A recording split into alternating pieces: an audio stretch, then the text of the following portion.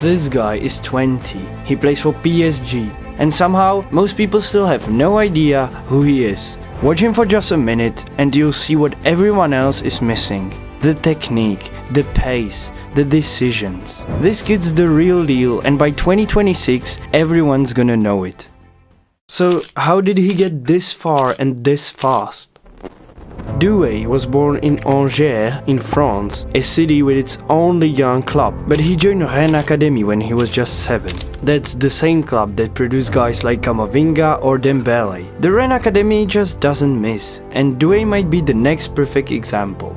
He made his pro debut at 17 and didn't look nervous for a second. He scored, created chances, and looked like a guy who had been in Ligue 1 for years. His confidence stood out instantly. He wasn't afraid to take players on or make bold passes in tight spaces. You don't often see that mix of technical ability and fearlessness in players that young. Even in his early appearances, he had this ability to slow the game down, to make the right decision under pressure. It's something most players don't develop until their mid-20s. He already understood how to manage tempo, when to push and when to pause. And here's what really stands out. He's not just on the bench. He's starting regularly at PSG. That alone is rare for someone his age. Even top talents often need time to earn minutes at a club that size.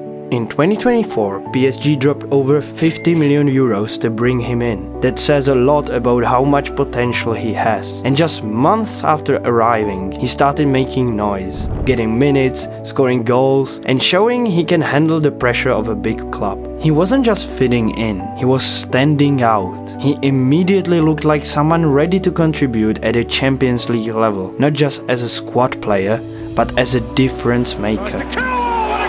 And it's not just about 1 or 2 games. He's consistently involved even when things don't go perfectly for the team. That consistency is rare at his age and shows a maturity you can't teach.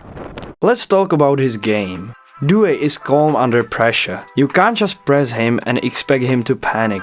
He turns away from defenders, slips through gaps, and keeps the ball moving. He plays like he's been doing this for a decade. He's got that ice-cold body language. His technical ability is also elite. We are talking about one of the most naturally gifted young midfielders in Europe. First touch, clean. Ball control, smooth.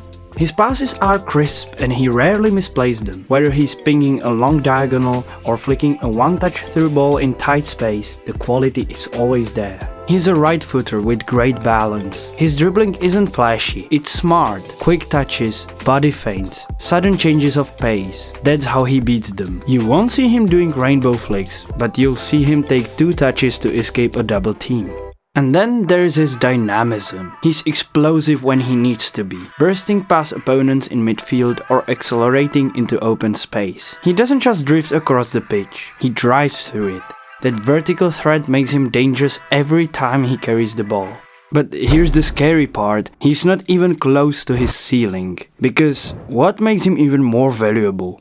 Well, how complete he is. He can play almost anywhere in midfield. At Rennes and now at PSG, he has played wide, central, attacking. Coaches love that kind of flexibility. It means you can trust him in different game plans and formations. He's also comfortable using both feet. That makes it even harder to press him or guess which way he'll go. But let's look at what the numbers actually say. Because a player's impact isn't just about the eye test. In the 2024-25 season, he put up 13 goals and 13 assists for PSG. That's a class production for a teenager in one of Europe's top 5 leagues. And remember, he's not even the main guy there. He's doing this surrounded by stars and still making a mark. During the season, he also had over 70 key passes, 50 successful dribbles, and averaged exactly 3 successful dribbles per 90 minutes, which makes him the king of the statistic in Ligue 1. These numbers are crucial for a midfielder or a winger like him. He also ranks highly in metrics like touches in the opposition box, passes into the final third, and carries under pressure. These are the numbers that show a player is making things happen, not just completing safe passes. If he's that good, Why is he so underrated? He's playing good minutes at PSG, putting up numbers, showing maturity and flair, and yet most fans couldn't even tell you his jersey number. It's 14, by the way. Why is this so? Well, it's mainly because of two things. Firstly, he's not loud off the pitch. He's an introvert who does no drama, no wild dances, and has no scandals. He just plays football. And in today's football culture, sometimes that makes you invisible. But honestly, that's what makes him so exciting. He's not chasing clout, he's just balling and letting the football speak. Secondly, PSG has big names like Dembele, Kvaratskhelia and Hakimi, who are grabbing headlines. But that doesn't change how much Doué is contributing right now. He might not be on magazine covers yet, but the people who matter, the ones who build teams, sign players, plan tactics, or watch YouTube videos like you, they know who he is. The next few years will probably be huge for Doué. If he stays at PSG and keeps growing, he could be their main man in attack, something like Kylian Mbappe. But if he moves, he fits almost anywhere. Liverpool, Arsenal, Bayern, maybe even Manchester City. All these teams need an offensive-minded prospect, and they could find one in Désiré Doué. The real questions are, how far can he go? Can he lead France's next generation alongside Camavinga, Olise and others? Why not? He's got the foundation of a star, but now it's about the things like experience, mindset, discipline and avoiding injuries. If these things line up, watch out. In 2026, he'll be everywhere.